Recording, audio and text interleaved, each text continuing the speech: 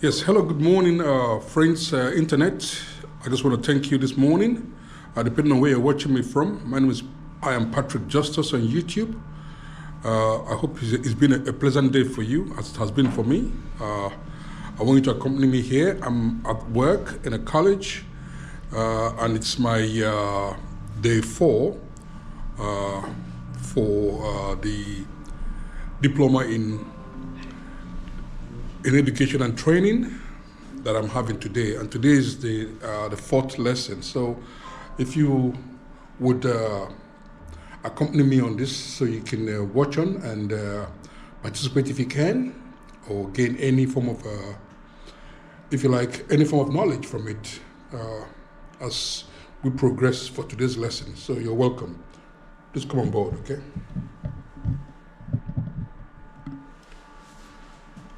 Right, so gentlemen, today is lesson 4, the lecture 4 of our program, level 5 diploma in education and training.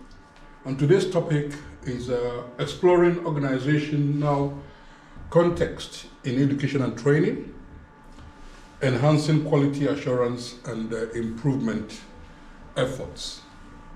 So you're very much welcome onto today's lesson. We're going to continue by asking a question, by having a kind of a recap. We're going to have a recap or a starter activity to commence today's lesson. And so I have 4 questions here for you. This is reflecting from last week's lesson. Who are stakeholders in education and training? What distinguishes internal stakeholders from external stakeholders? Give an example of an internal stakeholder and name an example of an external stakeholder. So you have just 4 minutes to do that in. Okay, now come around and look at what you have. You're reflecting on last week's lesson. You were not here last week, isn't it? So you probably would not understand. But generally, I'm sure you probably have an idea what a stakeholder is. Okay, and those of you that were here, we can actually brainstorm it without necessarily coming around and look at what you have. So who is a stakeholder in education and training? Yes, you? Yes, sir. Who is a stakeholder in education and training?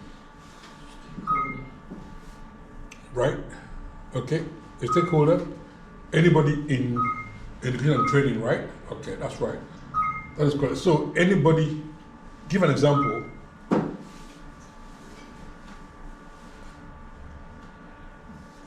Yeah, okay, a student. Yeah, a student can be one. Yeah, a student is a stakeholder, just like, the teachers are stakeholders as well. So anybody that has some sort of influence within an education, within a college or university or a school, is themselves a stakeholder because they have some sort of interest.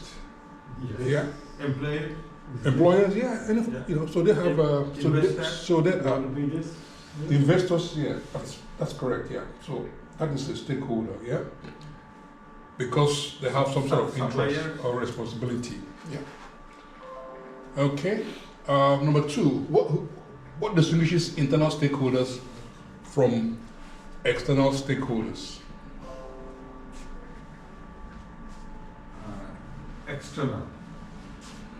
The government? Excellent. Yes, that's good. Government. Yes, so that's correct. Any other one? Any other person can think about?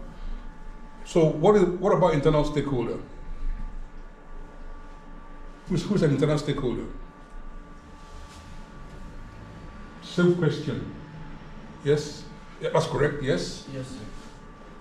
Internal stakeholder, anybody within the organization. Yeah? Yes. Oh, yes. So an employee employees, that's right. is an internal stakeholder. And then government is an external body.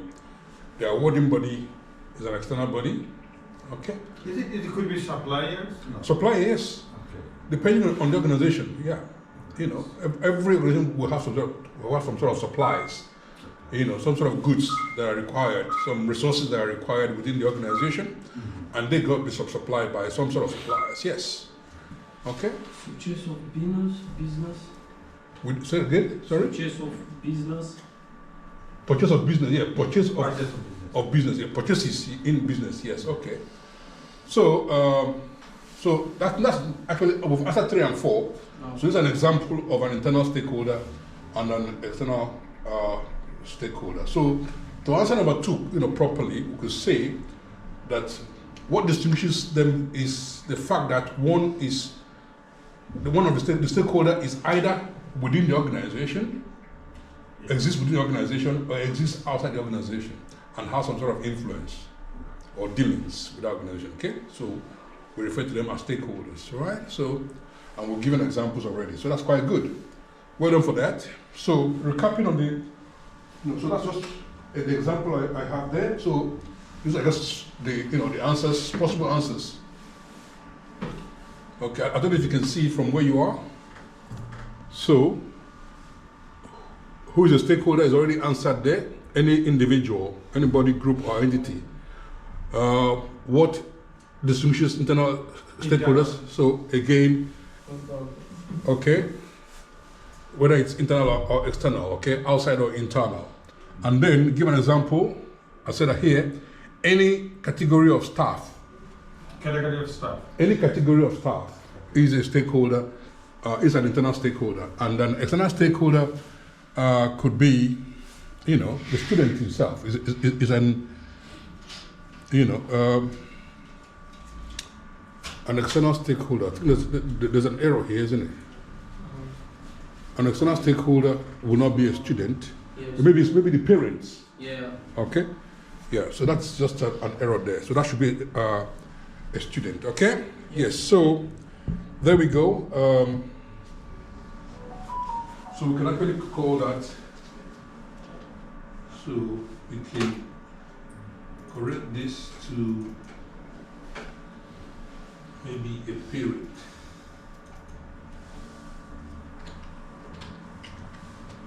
Okay. Is that clear enough, guys? Yeah. Right, so well done for that. Parents So- in a college. Yeah, parents is an external, outside the college. Oh, okay. Okay. Sometimes it's difficult to, sometimes they have a kind of a parent-student association, parent-student synergy, where the parents have some sort of influence. But this obviously will be in a pedagogy, in a lower institution like a school or college, or for students who are under age of 18. The parents, but obviously you guys are quite adults, so you're parents yourself, so that will not matter if you like, okay? But here, you can also be a student. So depending on where you are, whether you are internally or an external. Like examples are Yusuf having a grandchild. Yeah, all right, fair enough. All right, let's move on now. Okay, that's good. So,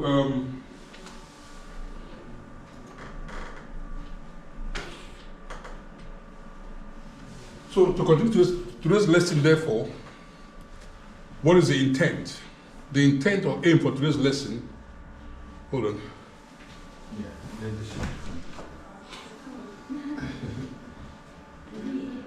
Hello, morning. That's correct, yeah? Oh, that's not downstairs, okay. How many sessions? 3 sessions. Sister, is it coming? Yes? Right, go ahead and Oh, is it assign. downstairs? Not yet. Please let me know. All right, so yes, so what is the aim of today's lesson? The aim or the intent is to identify and explain the organizational context of education and training, organizational context, and to gain insights and actively contribute to QI, quality improvement, and QA, quality assurance arrangement within an organization, within your own organization, for example. Okay? Yes. So where you guys teach, you're going to have to see how you influence, give some insights into the norms and the daily activities that you do as teachers in your respective organizations, okay? Is that clear now? All right? Yeah. So it is to identify Identify the organization. and explain the organizational context. Okay? By the end of the lesson, okay, you will be able to, as learning outcome, by the end of the lesson, you'll be able to gain key aspects of the policies. You understand key aspects of the policies, code of practice, and guidelines within your own organization. Okay? You'll be able to analyze the impact of your own organization, expectations. Okay? And you're going to also be able to analyze the QI, quality improvement and quality assurance arrangements in your own organization. Additionally, you'll be able to explain the functions of self-assessment and self-evaluation that you have to do for quality cycle. And lastly, you'll be able to evaluate a program to identify areas for improvement. Is that clear enough, guys? Yes, sir. All right. So what we're going to do now is to look at the very first one to explain key aspects of policies, code of practice, and guidelines. Okay?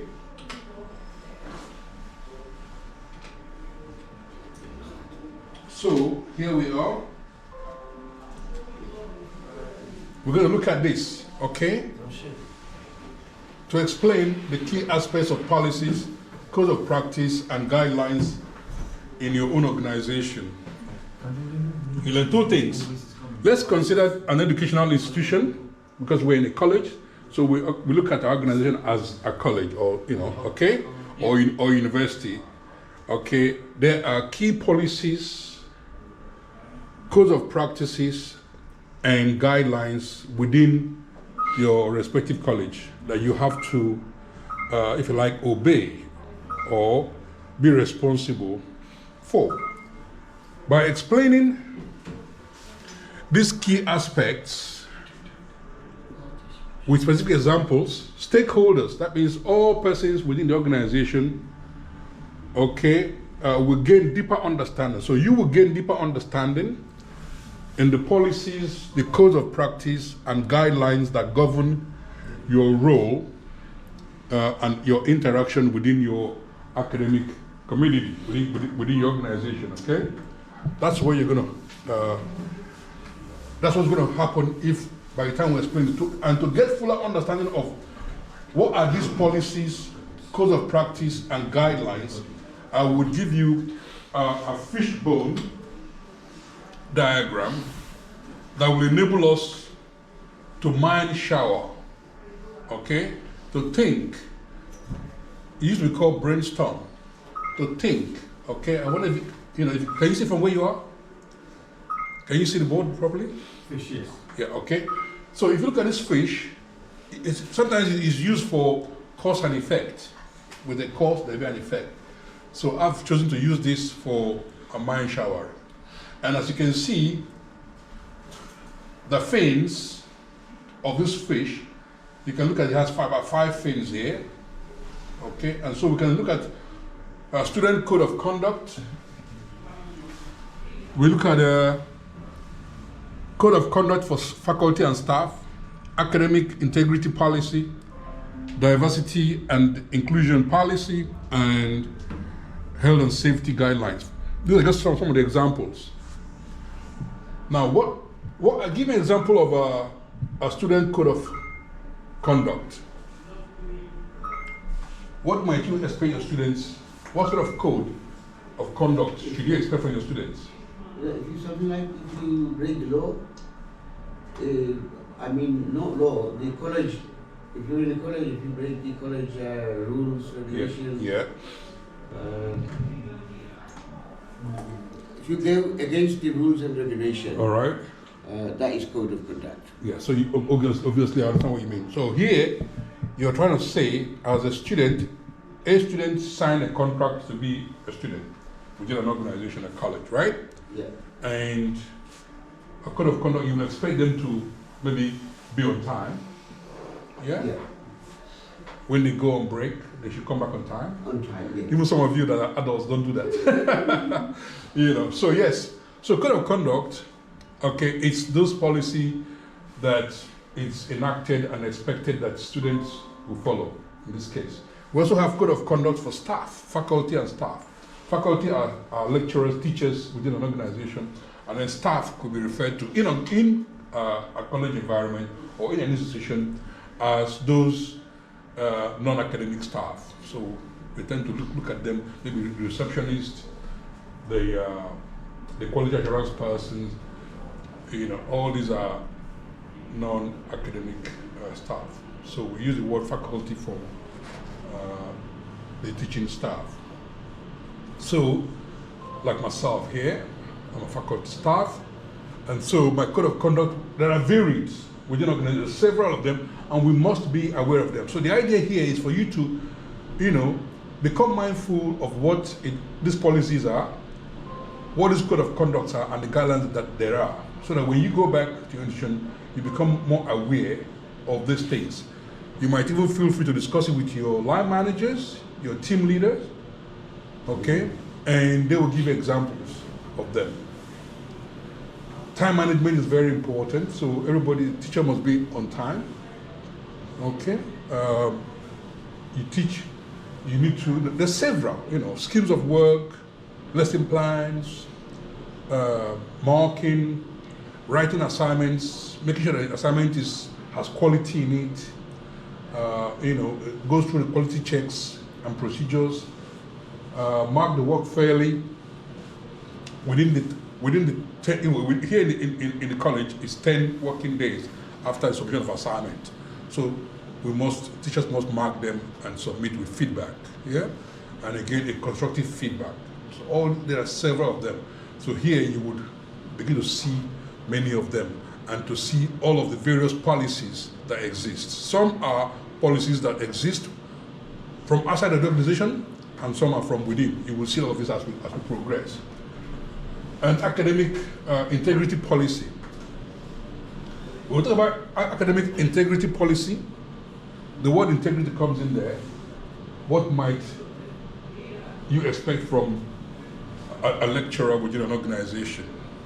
Some sort of honesty, trust. All of these are some sort of policies that are expected. Yeah, okay.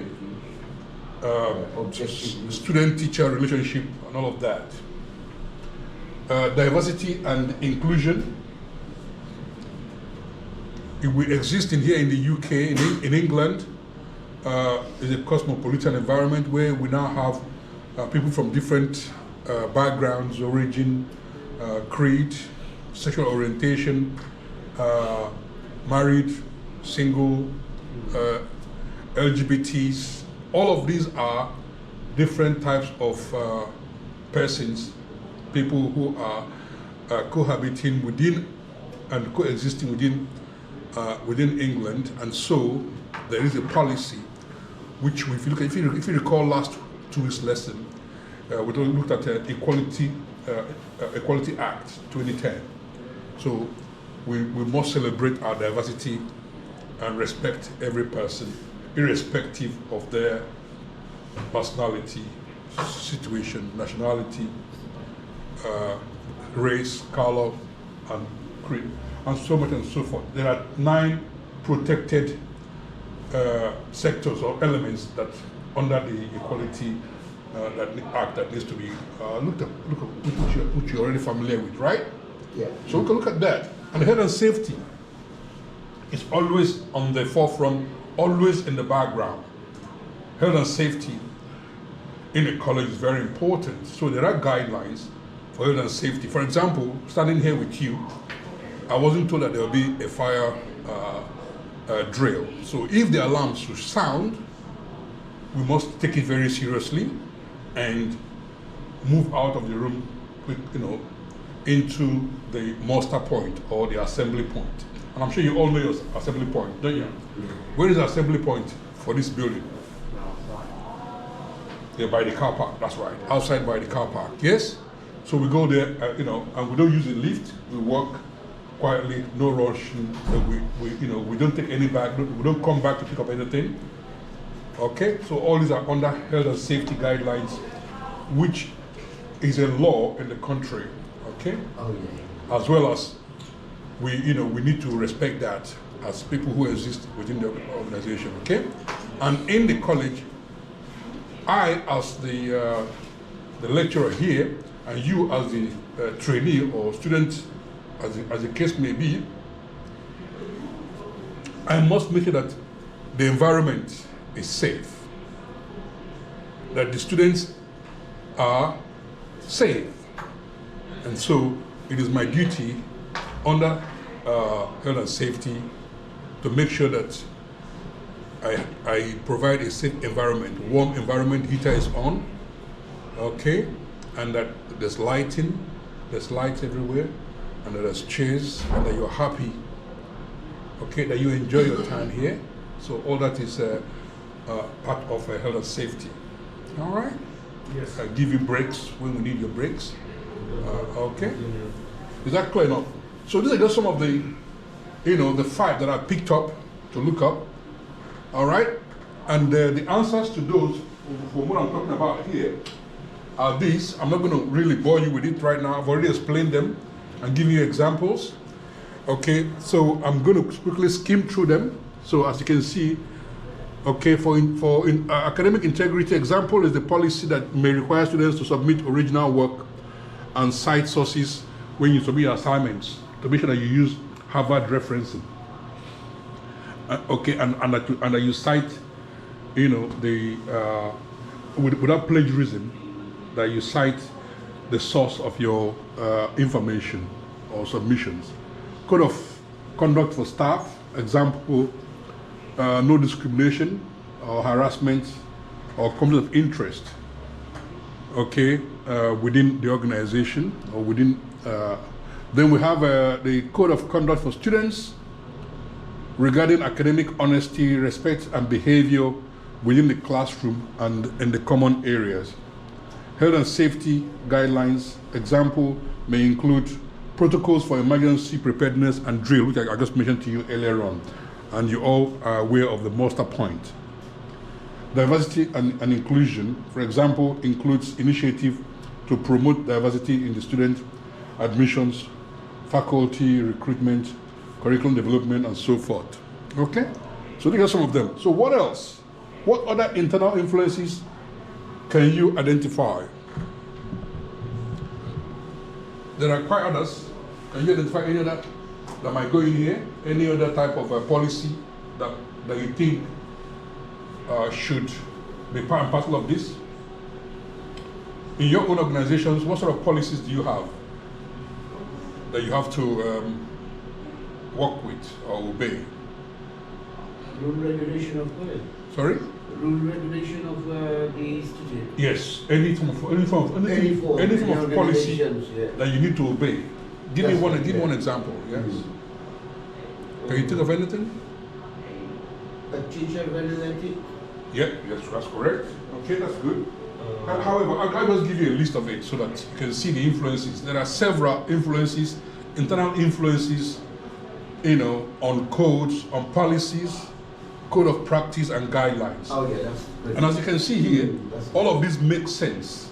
And I'm sure you can begin to reflect on your role in your organizations, in your schools and colleges.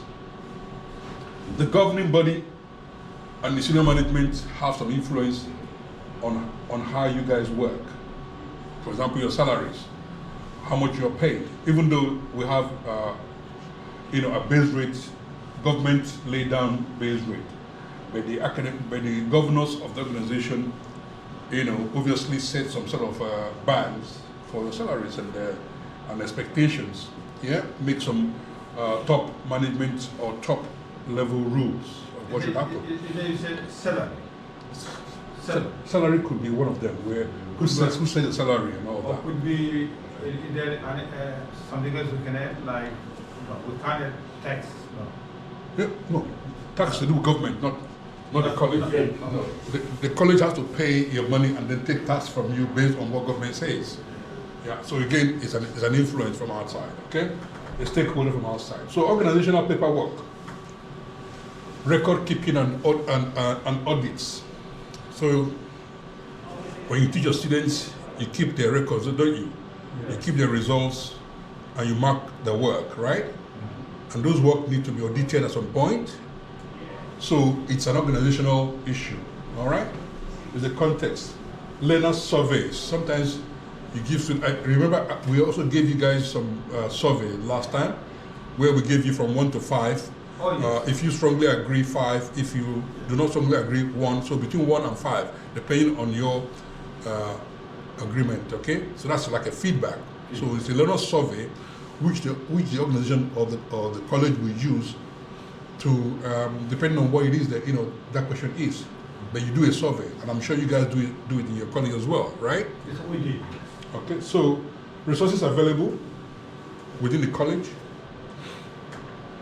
Okay, resources could be computers, table chairs, libraries, books, and computers. Okay, it could be physical objects, even the humans are resources. All the teachers, the other faculty persons, other staff, support workers are all, note takers. All these are resources that are available. Okay, responding to local and national needs. Next week is reading week, isn't it? Okay, in schools we call it half term, but here we call it reading week. So you guys are not here next week, isn't it? So what are we doing? We're responding to local needs. It's been set up that we need to, though the college may fix his own time, but in most cases because of the fact that parents, mothers, will probably be at home and not be able to attend college or work.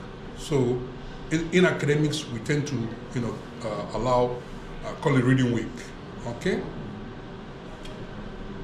So responding to national, maybe bank holidays, it's a national need.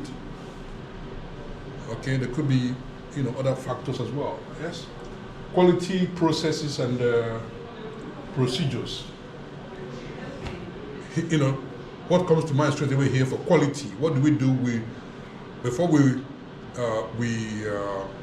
we prepare as teachers, you prepare the schedule of work and lesson plans and teach the students. Then you're going to set assignments. Those assignments have to be quality checked before they're given to the students. So that's the quality process to make sure that the assignment meets the requirements of the awarding body. Okay, and that it meets and that it's fit for purpose. Okay, before you give it to the students.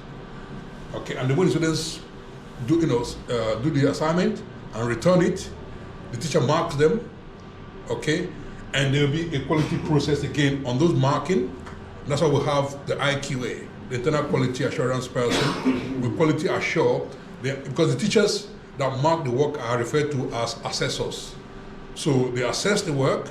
The quality assurance person within the organization will quality assure it, and there's a procedure for this. And when that is done, it would also be externally, EQA, external quality assurance will also look at it. Somebody from outside of the organization, maybe the awarding body. Okay, so all these are influences, internal influences within an organization. So these are policies. There are policies, all these influences have some policies and code of practice that will have to be followed. So if it's going to be done, there must be a way of doing it. There's a method to the madness, isn't it? There's a way you do it. And therefore, the way you do it is the policy. You have to do it based on the law, on the policy, on the procedures that has been laid out. You don't do it your own way. Because remember, you're working in a team. So there has to be, deadlines for everything. Okay? So that we all can work together. So in a team, there's also what's called a standardization. So everybody is working, together. So all these are things that I'm sure you're already familiar with. Okay? Is that clear so far on this? Yes. Have you any questions? Okay. At this point, I'll give you some activity. I'd like you to do some activity, some work, some class work. I want you in pairs to make a list of all the policies, code of practice, and guidelines within your own organizations, your own colleges and schools. Okay, what do you believe is the overall purpose of these documents? Why do we actually need all these documents that we prepare? Why do we, for example, why do we need assignment check before we give to students? Why do we need to quality assure an assessed work? Yeah? So think about those along those lines. And who is responsible for keeping these documents up to date? Okay? How are they communicated to teaching staff and other professionals in the organization? Okay? Think about 2 key policies, code of practices, guidelines, and discuss how they impact on the curriculum that you deliver in your own specialty. Make notes to use when writing your assignment. Okay? Is that clear, guys? So you have approximately 10 minutes to do this in, and I'll come around and have a look at what you're doing, okay? Is that clear enough? Yeah. All right?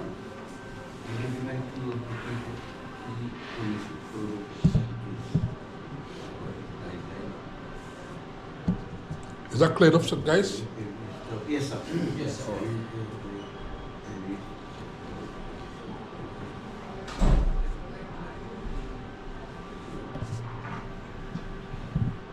So we need to find out who is responsible for keeping this up to date. Yes. You can work in pairs, or you can work in fact, you can even work independently as well. It doesn't really matter. You can work individually and then compare your answer with the person next to you. That's quite okay as well. Okay.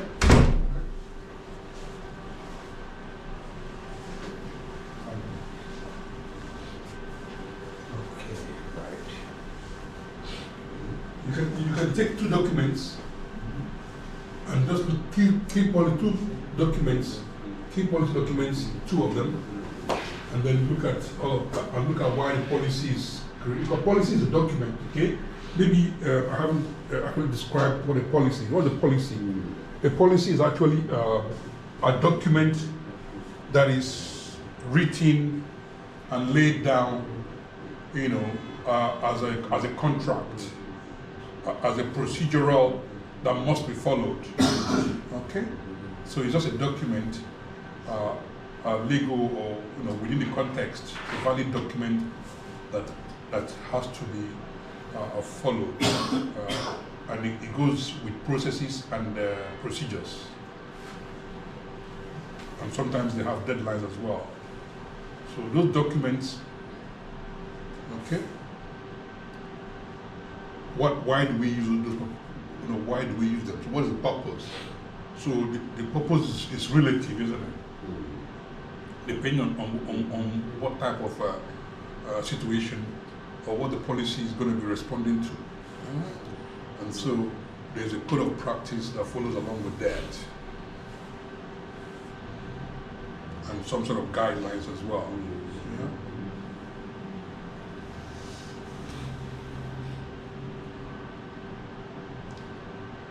You can look at your timetable, given to your timetable here in the college.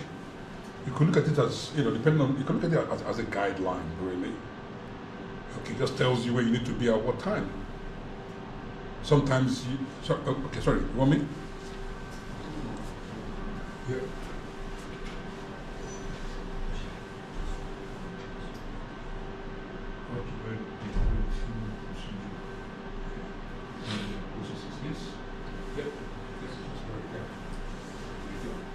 Sometimes called SOPs, yeah, operating procedures.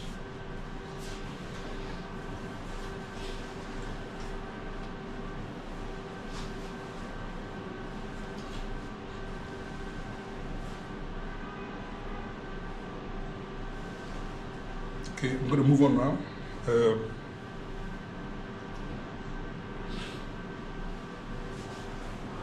Also, when you look at, there's also another activity, well for what you've done so far. There's also another activity 12, activity 12 you will find in the Padlet wall. So go to the Padlet wall. I'm sure you all have your login and access, yeah? Your password, yeah? If you don't have it, you can always let me know or ask the person next to you. It's one single password for all of you. All right? So once you click on the link, if you look at the email I sent to you for your online lesson, your online that will normally have your online lesson, there's a link below that has a password attached to it. That should take you to the Padlet wall. And then once you click on that, then you put in the same password, copy and paste the password in that email, and it should bring you to the Padlet wall. So this is the Padlet wall, and now what does it want you to do? It wants you to work in pairs and provide definition for the terms given. Consider the question posed and prepare to share your ideas. So this is the Padlet wall. Okay, so here you have the Padlet wall, and we're going to go to under handout, unit 503, handouts and activities. This very first one here, this is the activity 12 that I want you to click on. Once you click on it, it should open up onto, it should open up, you click on it. Voila, so here you are. So this is the activity 12. Activity 12 is quality management, and it says here, let me try and magnify that a bit so that it is bigger a bit.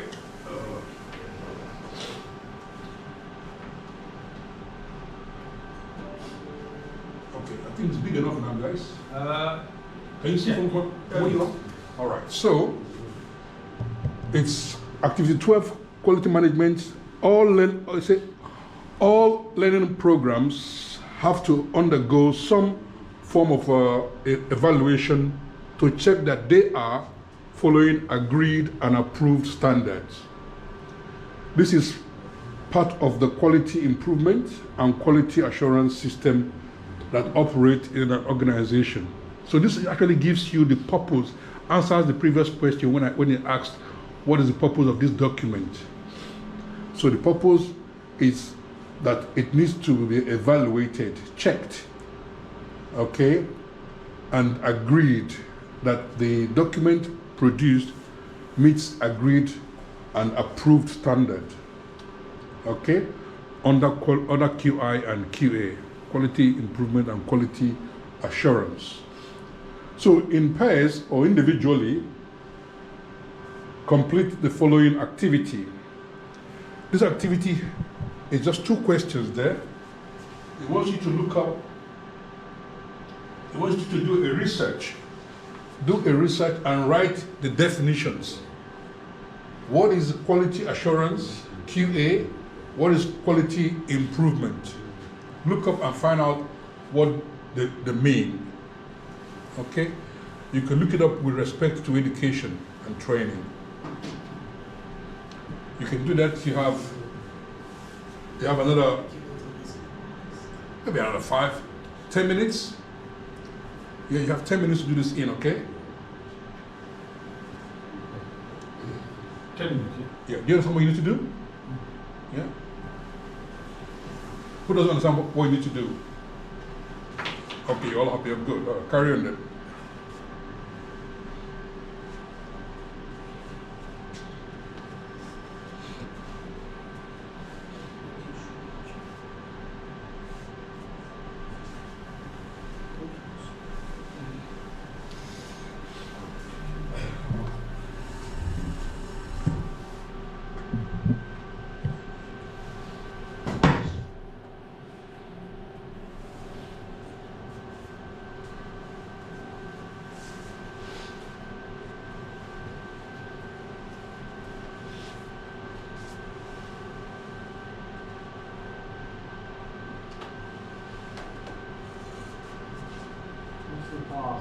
Sorry?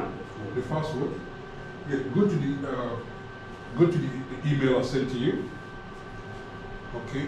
In the email that I sent you for the online lesson, there are 2 links. the first link is the same. You don't have the, okay, all right. Let me forward you the same email again. I'm going to forward it to you now, okay? So you're going to have the two emails. You're going to see an email. One email has two links. The first one on top takes you the direct link for the online lesson, you know, using Google Meet. The second one will take you to Padlet Wall, and it has a password on it. If you look, okay, that's right. Is the password there? So copy that password first of all. Click and copy the password. Can you send the right? Yeah, I will send it now again. Okay. You give me? Yeah. So can you find out, do you have his email? If I have his email? Yeah, Marcel. I recall sending this to you as well, Marcelo.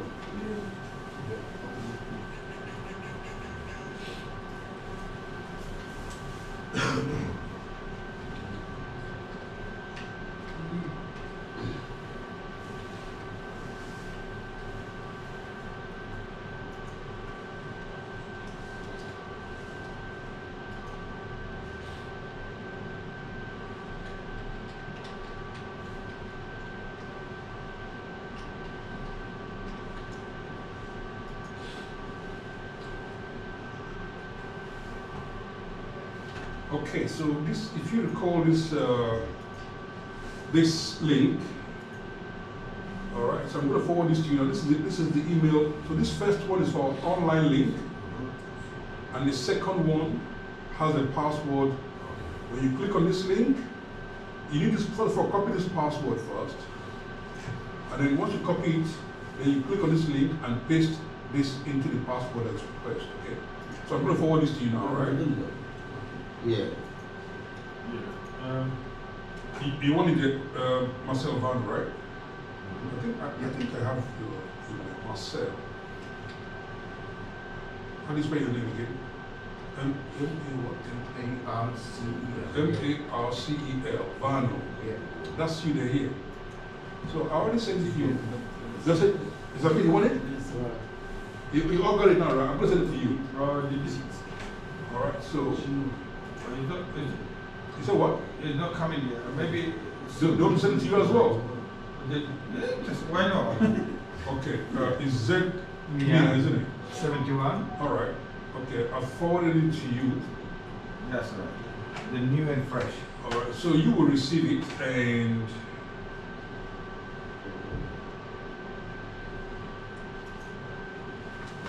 okay. So once you receive it, before you click on the second link, copy the password first. Then click on the link, and when you get into the parallel wall, it will demand for the password, and you paste it in there, and that should take you to the parallel wall. All right.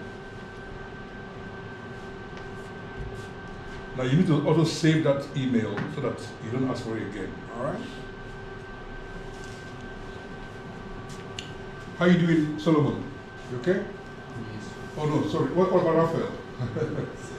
All right. Okay. Zamshed, you okay? Yes, sir. Okay. What about Yusuf? Yeah, okay. Yeah. Mohammed? Yeah, I'm great. Good. All right. And Johnson? What about you, Johnson? Oh, yes. Okay.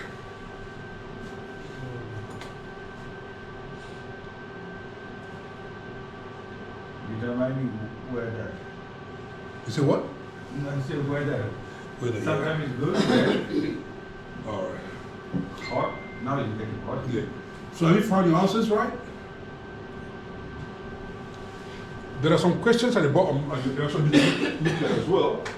If you've done the first two, then you can consider these questions as well. What is the purpose of quality, process, and procedures?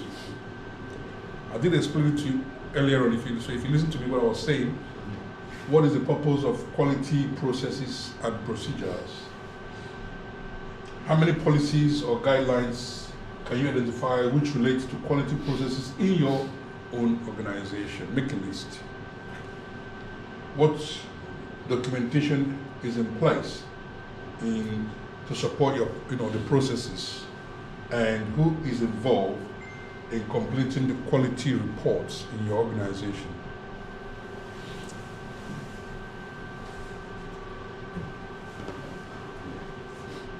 Yeah, go ahead. I just want to show you something. Yep. It's the purpose of to ensure that Yeah. Processes performed. Yeah. Process information, methods, skills, and controls are used and applied in a consistent manner. Yes, that's correct. Well done for that. What about you here? I didn't get a password. Did it work? No, I didn't know. It did not work. Click on that dot. No, they've got that. No, it's DET7PW. Is it 2 7? No, 17PW. You didn't put the exclamation mark. Exclamation mark.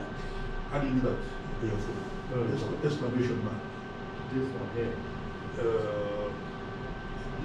This one here. This one. This one. Yeah. Okay, try it now. Question.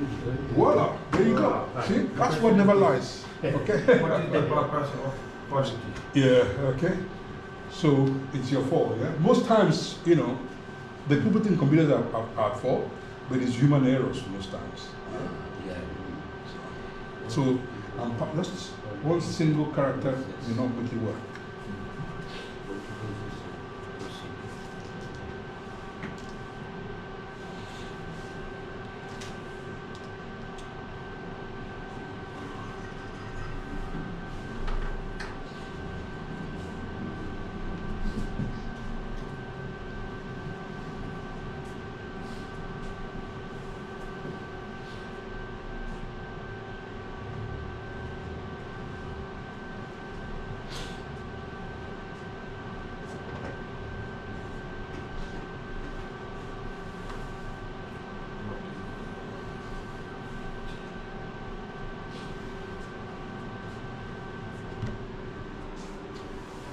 Yeah, I didn't know it was going to be true.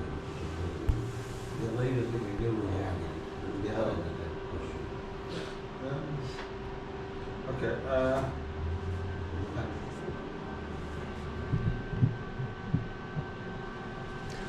C'est quoi?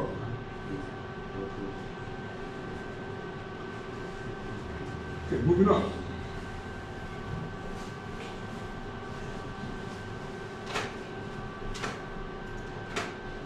So back to our slide one more time. I send it to you. No, I didn't send it to you. Did you find it?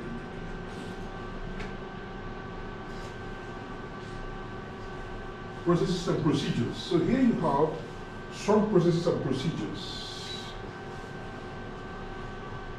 Quality assurance and quality improvement. So figures give you, to consistency, compliance, validation, monitoring can be referred to or used during quality assurance.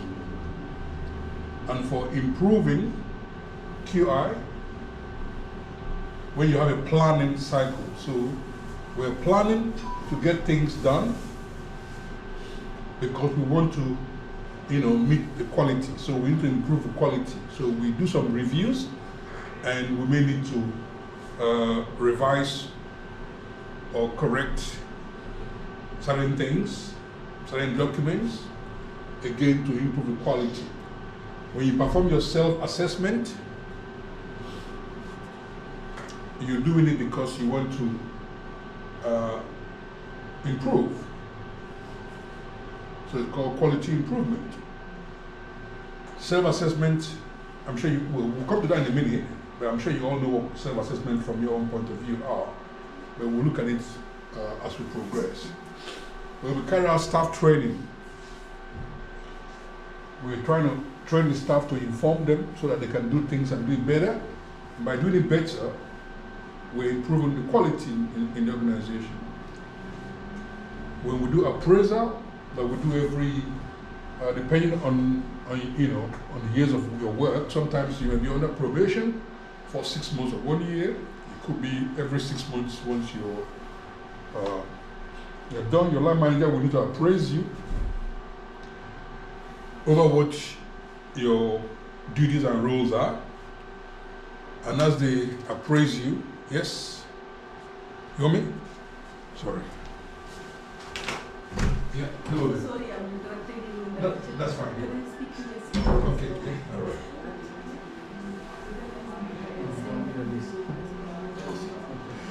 She's alone with her.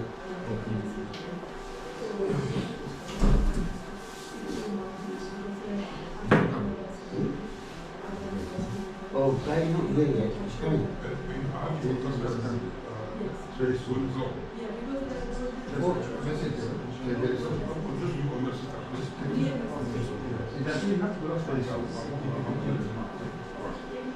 Okay. Yes, sorry guys, that was just an interruption. Right. Okay, so we're talking about appraisal. Why do we appraise? Okay. It's sometimes called PMPD, Performance Management, Performance Development. Okay.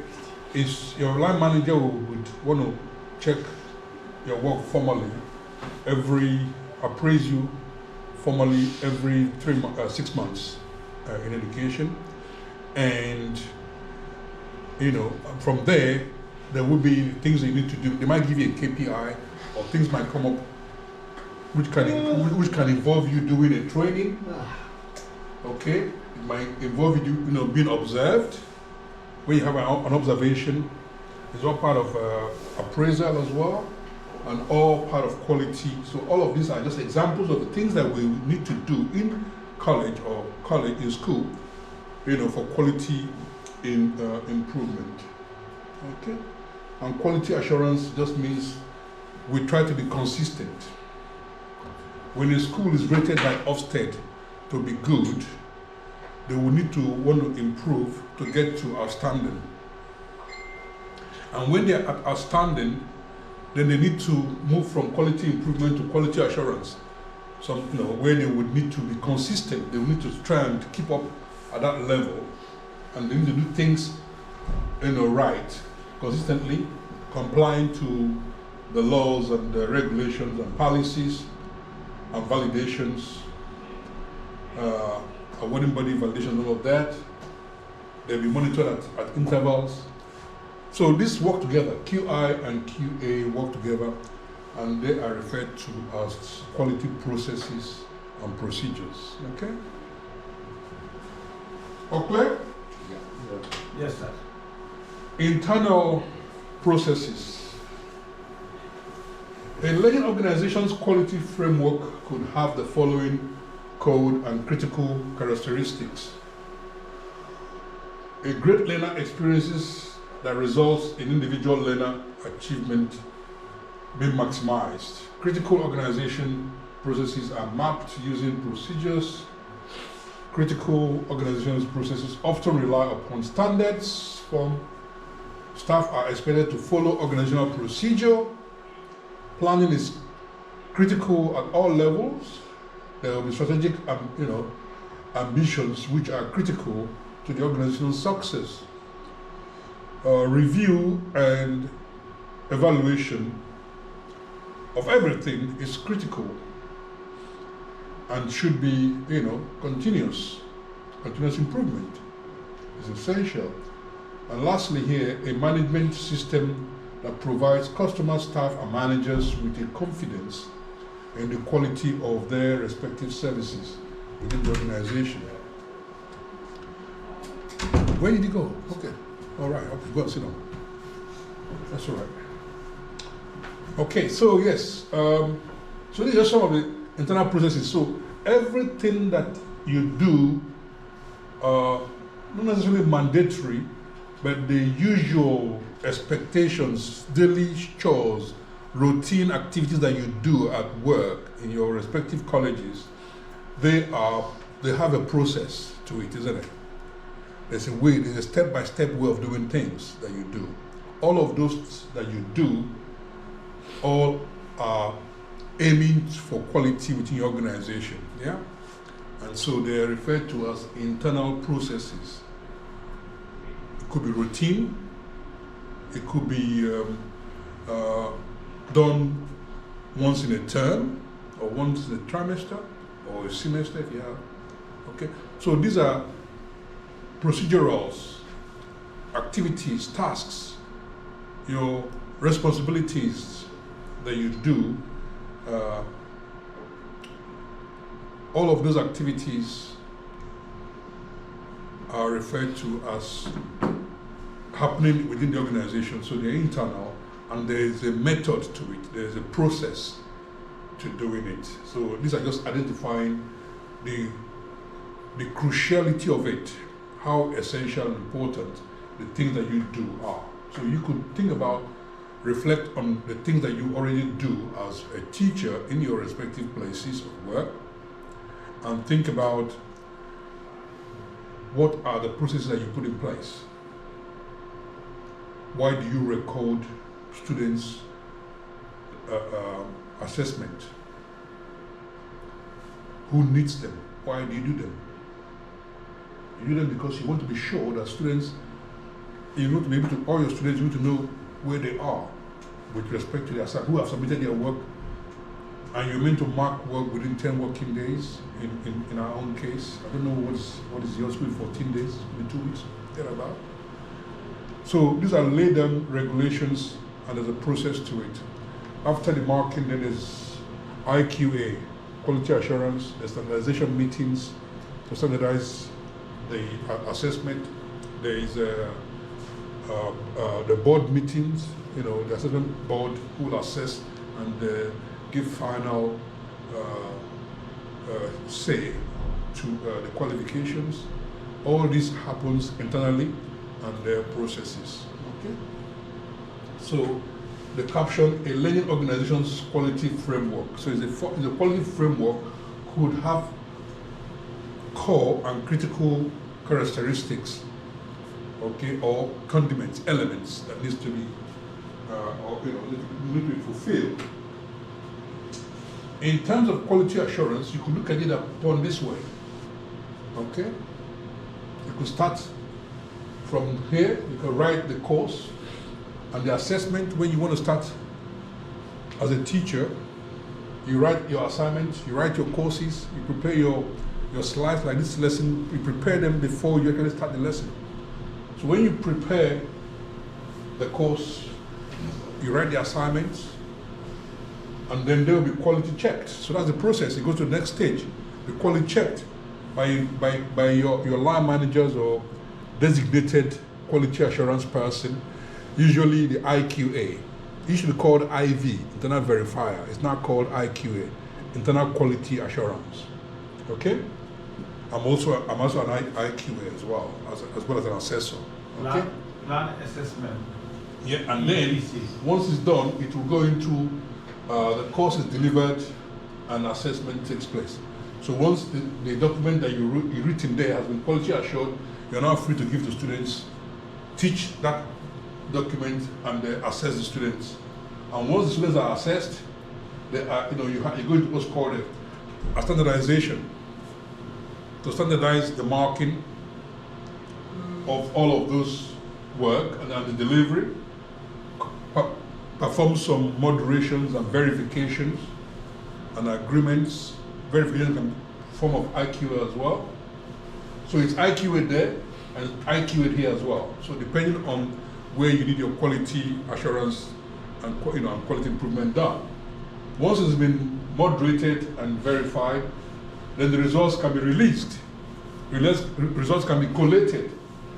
So you now collate your results, okay, and then you evaluate the results to see, assuming you put grades, who's got distinction, who's got merit, who's got a pass, and who did not pass and needs to resubmit. It could be graded according to A's and B's. You compare it between the groups, 2 or more different groups, and then the entire college or university, and then you grade them that way. So all these are evaluations, and of course, you now have what is called a teaching and assessment modifications can take place. So these are process to check that the course is being planned, delivered, resourced, and assessed in a consistent and reliable manner. And so that is what you can look at as quality assurance. And here you can see a pictorial representation of quality assurance. Okay? Is it break time now? 26. You have about 5 minutes to break. So we'll round up and go for break in a minute. Oh, 3 minutes. You said 3 minutes? 3 minutes, yeah. Okay, so once we're done with this, we can go on break, right? Yeah. Following quality. Yeah, so here is quality improvement. So we looked at quality assurance previously, now we're looking at quality improvement. So following quality assurance, standardization and audit, an action plan is produced for what needs to, move forward. So this fits into curriculum plan for the following year. Okay, so depending on what happened in the previous year, we bring it to this year. Depending on the evaluation of this year, towards the end, then we take it on to next year, becomes the quality improvement for the next year. And by so doing, it allows for improvement to be made to courses based on sound judgment and considering a wide variety of factors as well. Okay, so yes. So the quality improvement is a continuum, okay? And your factors come from the quality assurance results, okay?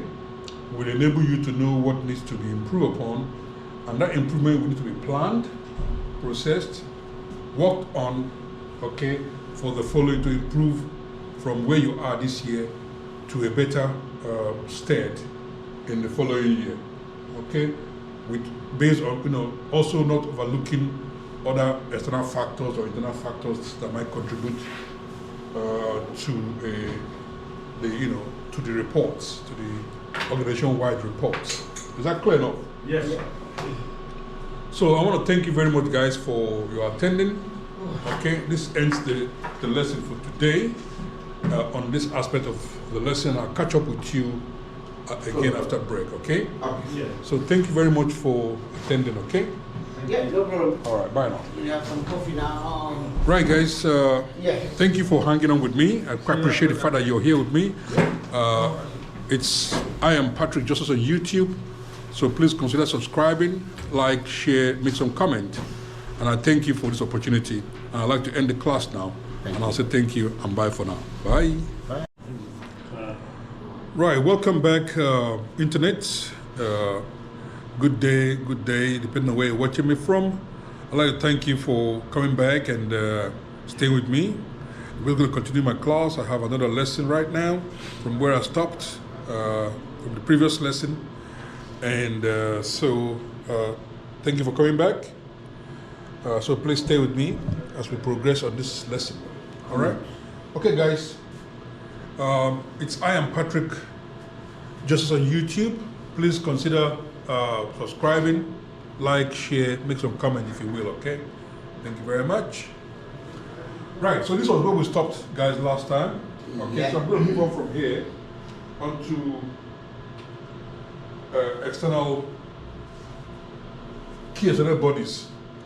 So just like we talked about last week about stakeholders, yeah, we also have, for this lesson here, the key external bodies that also play a role within education and training, as here as you can see. Business, Department for Business Information and Skills, BIS. Okay, they also make some rules on policies and regulations that we must follow as educators. Skills Funding Agency SFA also has policy documents that we must follow and regulations. Ofsted also has some policies and regulations that we must follow.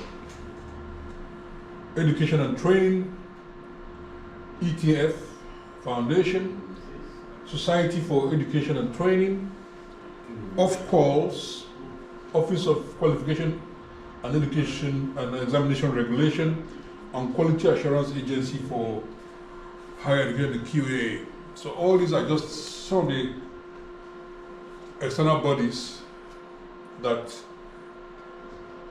that are stakeholders in education and training that we must also abide with, because they enact laws and have policies that we need to obey. Is that clear enough, guys? Yeah. So, okay, so brings us to self-assessment.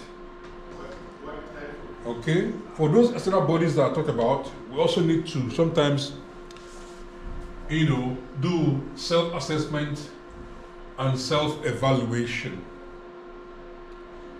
Okay, most providers, most colleges and training providers, even organizations, companies that have training in there, so long as they award some sort of qualification, they would have to have some sort of sponsoring body or external bodies that oversee what they do there, and there will be some policy documents and guidelines and code of practice that that they would be working with.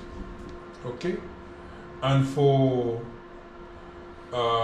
improvement, quality improvement, the body will once the body agrees, they will have what is called a QIP, quality improvement plan.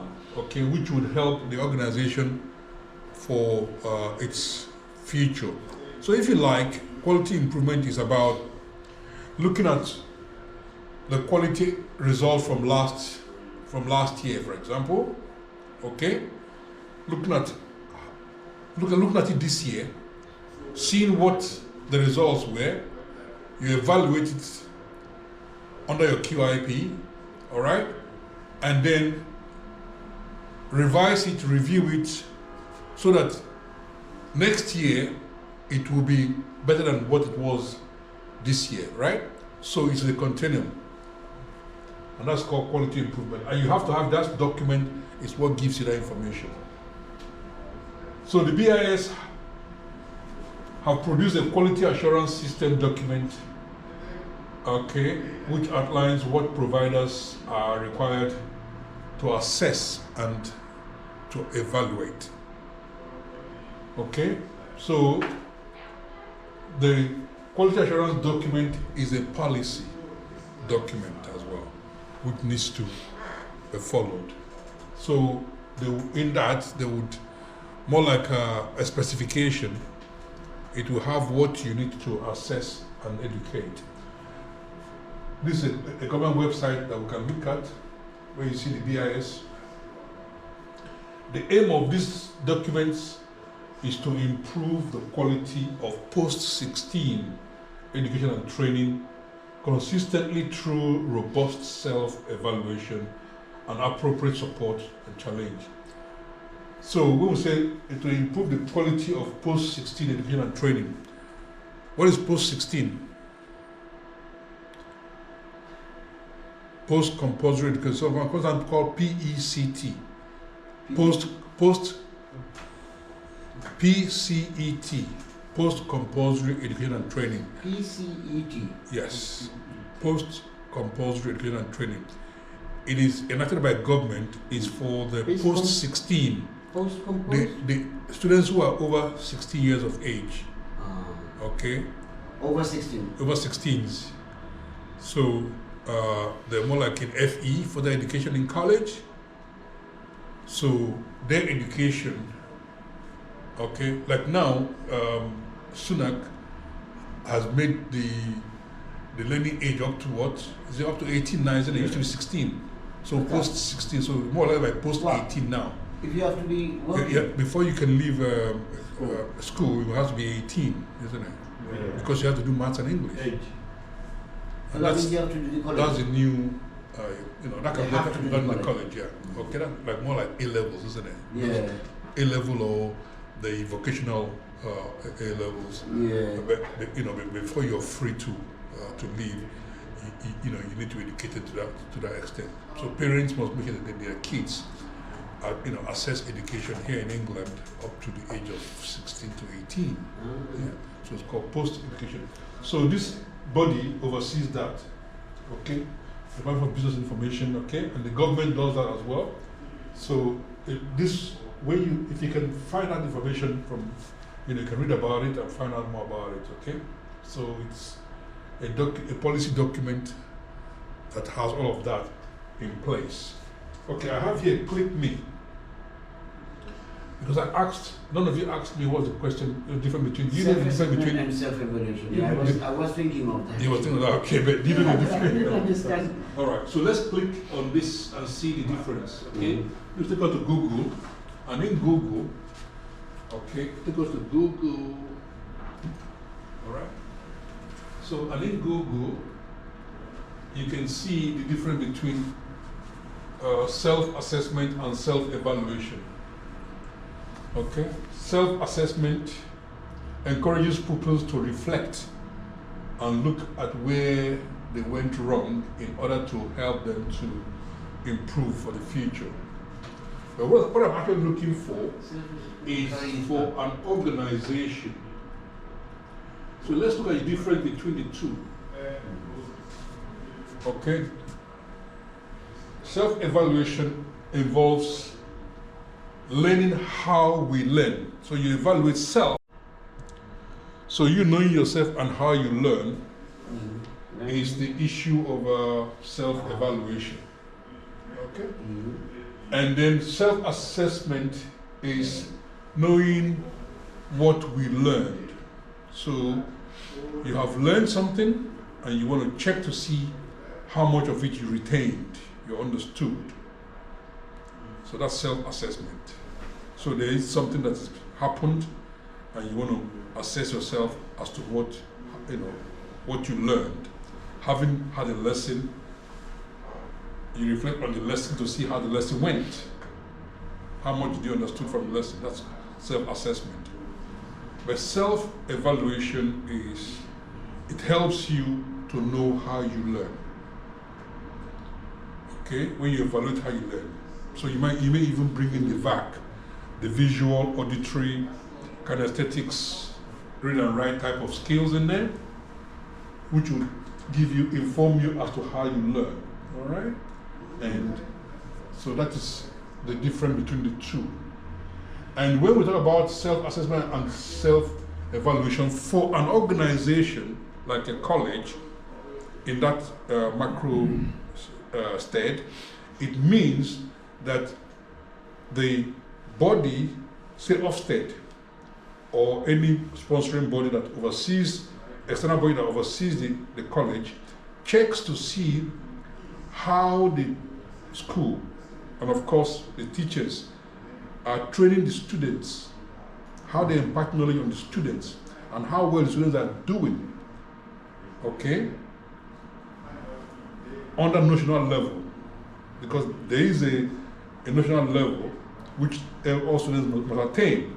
So the college will need to subject themselves to that evaluation to see if they are actually meeting that. And to meet that, that means the staff, the students, the teachers in the college will need to be observed, need to be checked, need to be evaluated on quality assurance and improvement to make sure that they are of standard to be able to bring up the students to that level which is required. Okay? So does that make any sense? Yeah. Okay. So now I'm going to put that into for flavors. Okay. Right. So.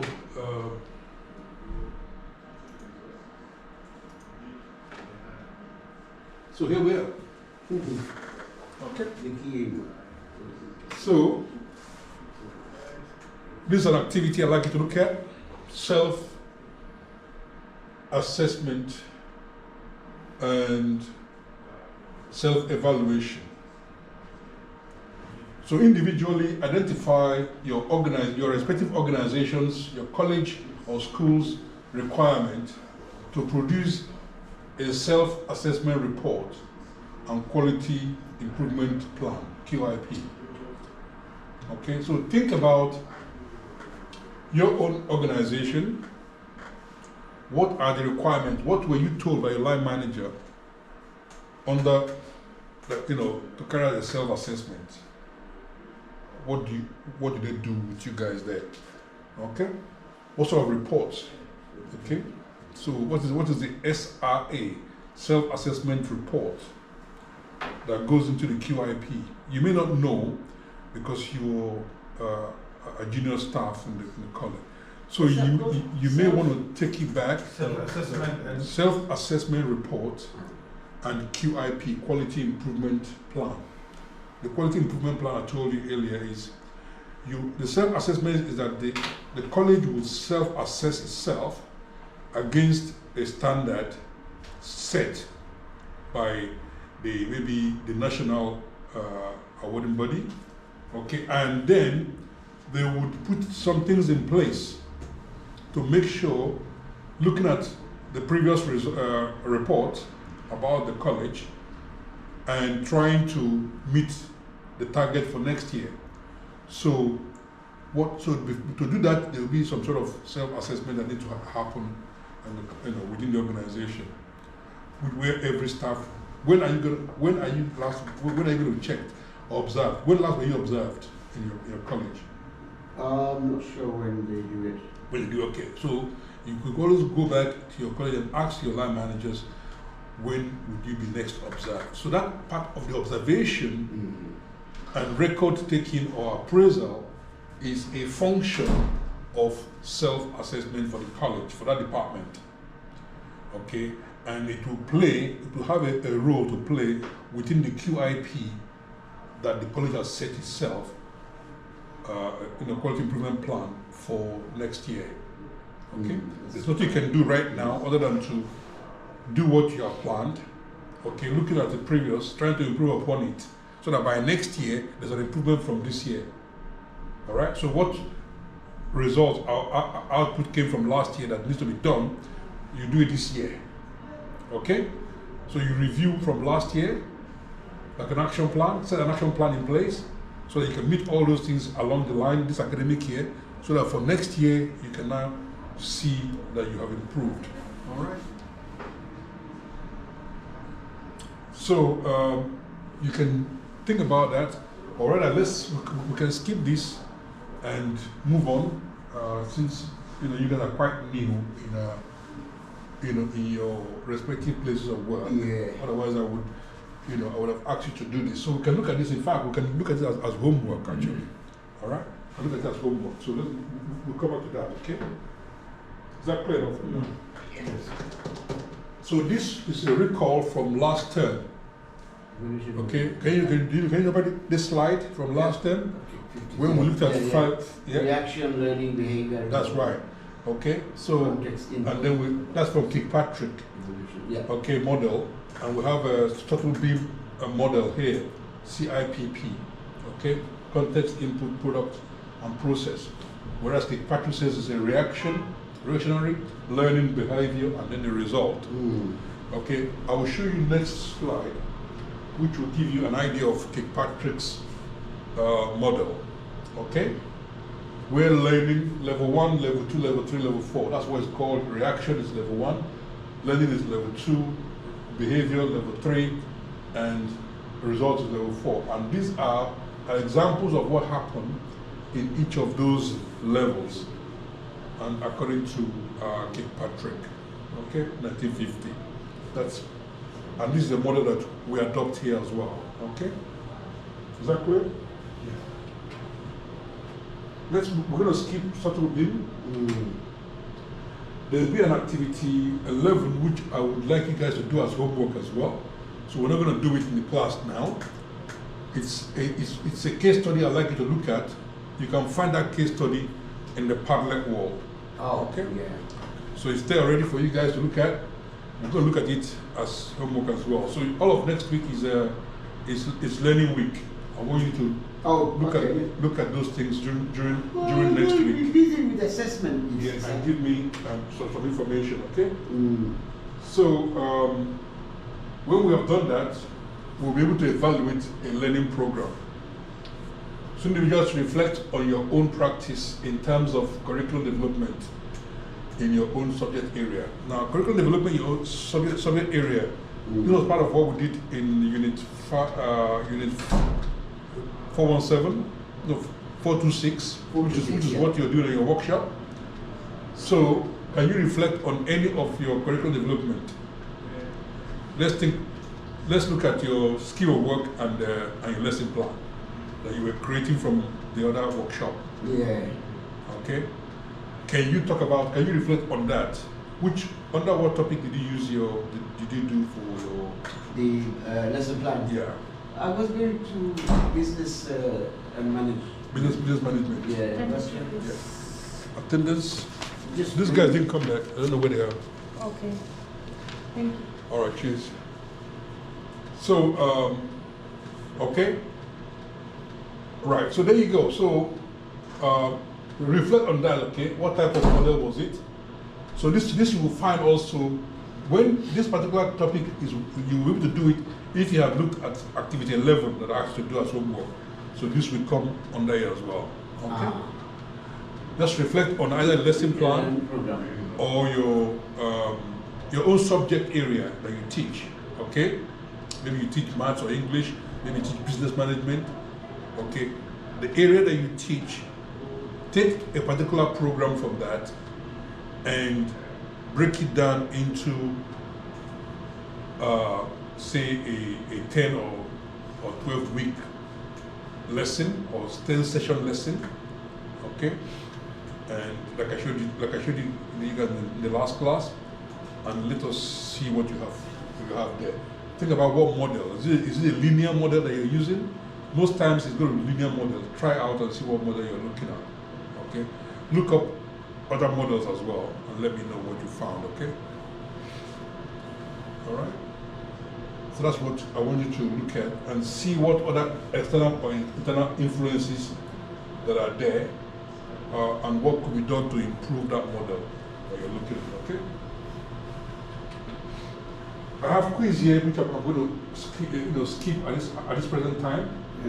Okay, and I would finish the lesson and then hand you back this quiz for you to this 10 questions for you to do. All right, because we have little or no time left to finish the class. Yeah. So these are objectives while closing the lesson. So have you been able to? This is what we did today. Have you been able to explain the key aspects of the policies, code of practice, and guidelines? Have you done that? Objective. Yeah. Have you done this? All of this? Explain key aspect of policy. Yeah, I think we done those things. Yeah. And the analysis of impact to your own organization's expectations. Yes. Analyze, yeah. And analyze QI and QA arrangements in your own organization. Explain the function of self-assessment and evaluation. Have you done that? Yes, sir. Curriculum. And the last one, evaluating a program, which is the curriculum development I asked you to do. Yeah, so we have covered all of this. So this is like a plenary, identifying what we have covered, what we plan to cover and have covered it, okay? Yeah. Good. So I will be happy to answer your questions if you have any. Yeah. Have you got any questions you want to answer? So far, no questions. No questions? No questions. All right. I am happy to answer your questions. So I'd like to thank you very much for participating in this lesson. And I will now go back and give you the tutorial work I want you to look at. Yeah. And you can do it for the rest of the time that you have. All right? I'm still going to be here. If you have any questions, you can always reach out to me, and I'll see what I can do now, okay? So thank you very much.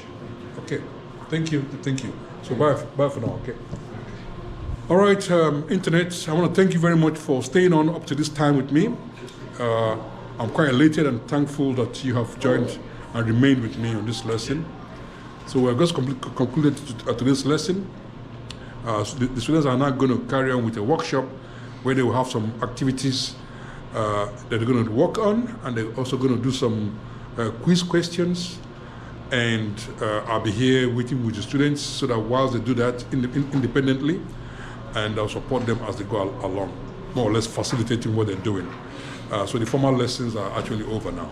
Thank you very much. So if you're just joining, it is I am Patrick Justice on YouTube, and thank you for staying on.